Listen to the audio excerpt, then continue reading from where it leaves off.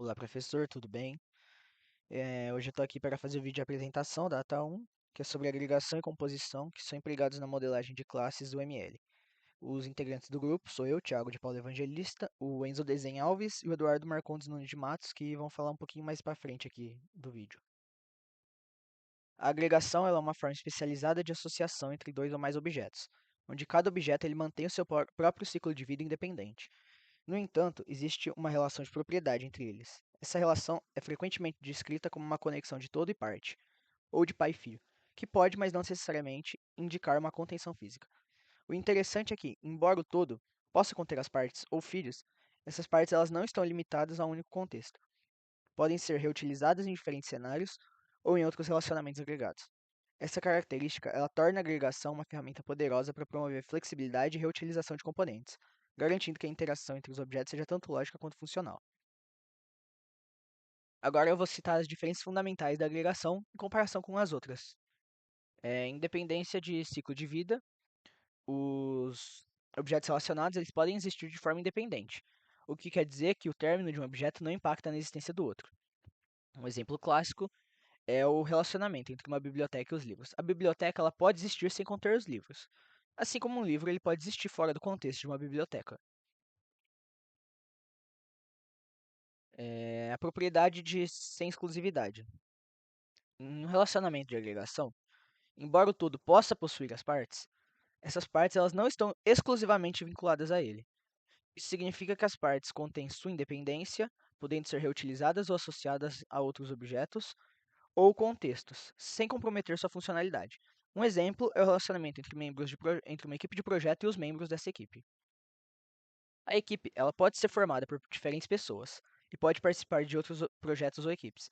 Se um membro deixar um projeto, ele ainda pode ser alocado para outro projeto, sem que isso afete a existência dele ou a funcionalidade. E por último, tem a unidirecionalidade, que indica que, embora o todo possa possuir as partes, elas não estão vinculadas exclusivamente a ele, e indica que as partes elas mantêm independência e podem ser reutilizadas a outros contextos. O principal exemplo aqui de unidirecionalidade é o caso da relação entre o projeto e as tarefas, que é unidirecional. O projeto ele tem conhecimento das tarefas que o compõem, mas as tarefas não possuem nenhuma referência ou necessidade de saber a qual projeto que elas pertencem. Na composição existe uma relação forte entre o todo e suas partes. Essa relação é chamada de todo-parte, porque um objeto maior, que é o todo, é composto de partes menores, que são os componentes, suas partes. O ponto central aqui é que essas partes não podem existir separadamente do todo.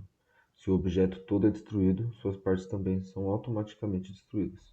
Por exemplo, imagine um carro e suas partes principais: o motor, o câmbio, rodas e assim por diante. Um motor sozinho não faz sentido sem um carro. Ele pode ser útil apenas se estiver dentro de um contexto maior, que é o carro funcionando como um todo. Na programação, o carro seria o objeto principal, enquanto o motor e suas rodas seriam componentes. Outra analogia interessante é um humano. Você pode dizer que seu coração é essencial para a existência do humano. Sem um humano, o coração sozinho não tem utilidade. Isso ilustra perfeitamente o conceito de composição. E na composição, quem controla a vida útil dos componentes, que é as partes, é o objeto todo. Isso significa que o objeto pai é o único responsável por criar, destruir e manipular as partes. Essa abordagem é muito útil porque centraliza a responsabilidade de uma única classe, simplificando o gerenciamento do sistema como um todo. Como, por exemplo, esse carro, como sendo o objeto principal que contém um motor. O motor não sabe que pertence a um carro, ele apenas existe, e é o carro que gerencia sua criação e funcionalidade.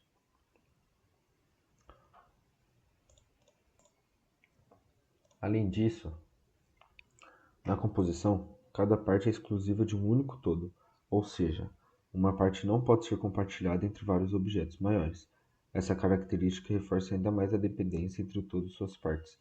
Por exemplo, como já citado anteriormente, pense no coração de um humano. Cada humano tem apenas um coração, ou dois pulmões, dependendo do exemplo. Esse coração é exclusivo daquele humano. Não faria sentido tentar associar o mesmo coração a várias pessoas.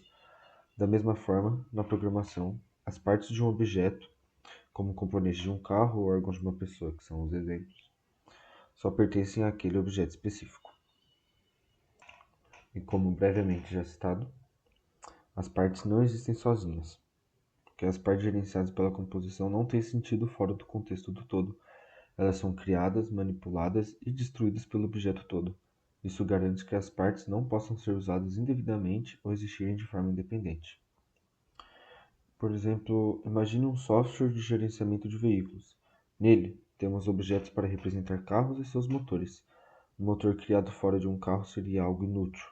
Ele não pode funcionar sozinho, porque não está associado a um sistema que utiliza como um carro. Essa conexão é importante porque mantém o design do sistema consistente e previsível. Na composição, você sabe exatamente como os objetos se relacionam e quem controla o quê. Olá, professor Fabiano, tudo bem? Vou apresentar aqui a minha parte, sou o Enzo Desenho Alves. Vou começar aqui falando de UML, que é uma linguagem que a gente usa para especificar sistemas de software. Ela é usada para facilitar a comunicação entre os designers de softwares. E nós já usamos, por exemplo, para fazer diagramas de casos de uso, diagrama de sequência, e vamos fazer também, provavelmente, diagrama de classe. Então, nós já temos familiaridade com a linguagem. Agora, explicando em relação à agregação e composição, como é agregação e composição é representada no UML. A agregação é representada pelo losango vazio, né, o losango claro, do todo, então o losango está conectado no todo e vai até as partes, né? Então, você coloca o losango no que está juntando as partes e é isso. Mesma coisa para composição, porém, para composição o losango é escuro. Então, o losango escuro vai do todo até as partes também.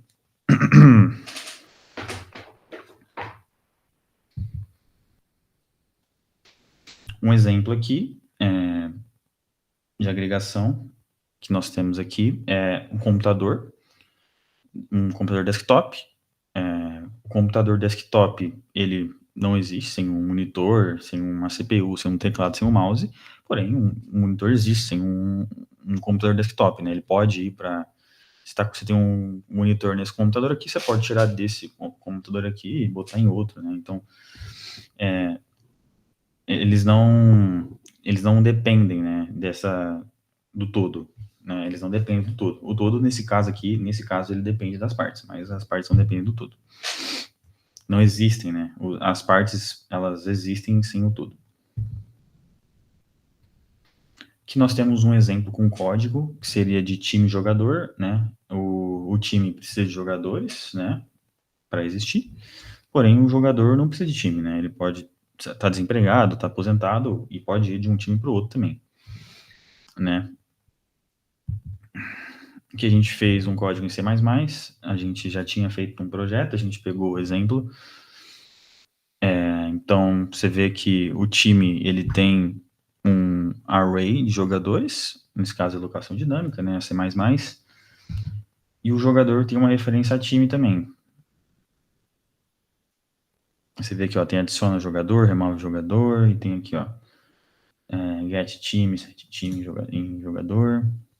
Tá aqui, a gente fez um código, ó, criou jogadores, criou o time, Real Madrid, Barcelona, adicionou no Barcelona o Courtois, depois adicionou no Real Madrid, ó, você vê aqui, ó, Courtois, goleiro, joga no Barcelona, imprimiu o Courtois, né?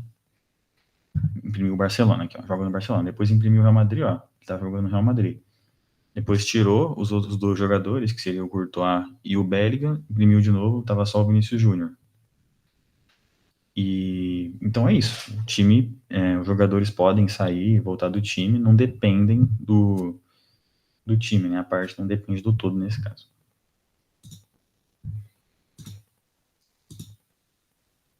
Agora dando exemplos de composição, né? Então vamos dar exemplo na mão. O dedo mínimo, se você tirar ele da mão, você não tem mais ele, né? Ele acaba.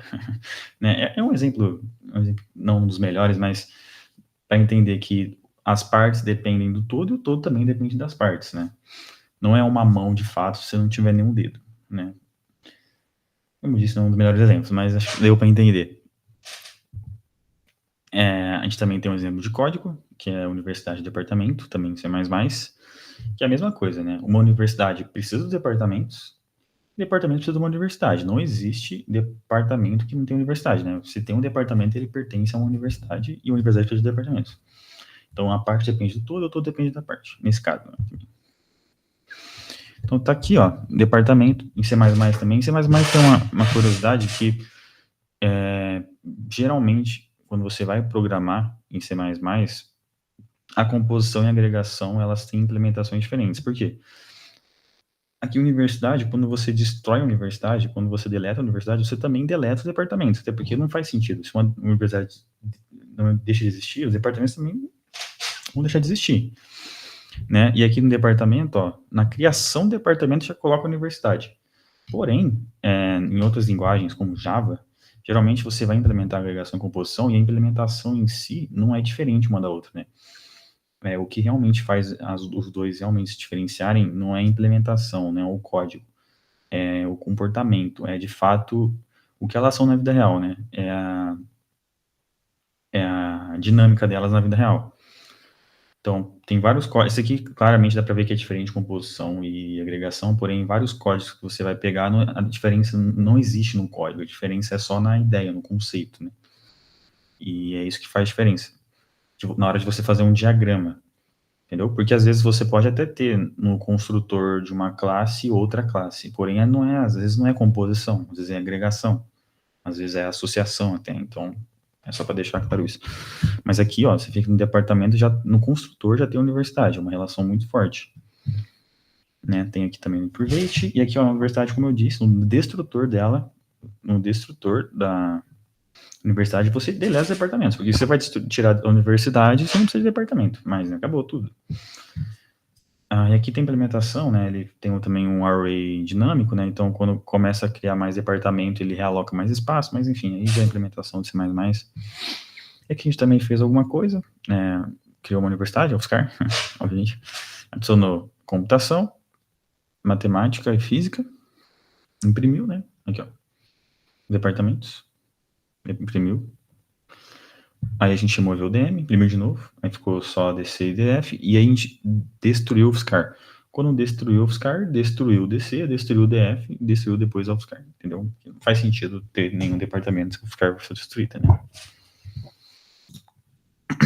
E aqui a gente tem as nossas referências, a gente pegou bastante professores nossos que já nos ensinaram esse conceito, né, Delano, Walter, e outros sites que a gente usou para colocar os dados que a gente buscou. Então é isso. Muito obrigado, professor. Espero que você esteja tendo uma boa noite, um bom dia, boa tarde. Tudo de bom.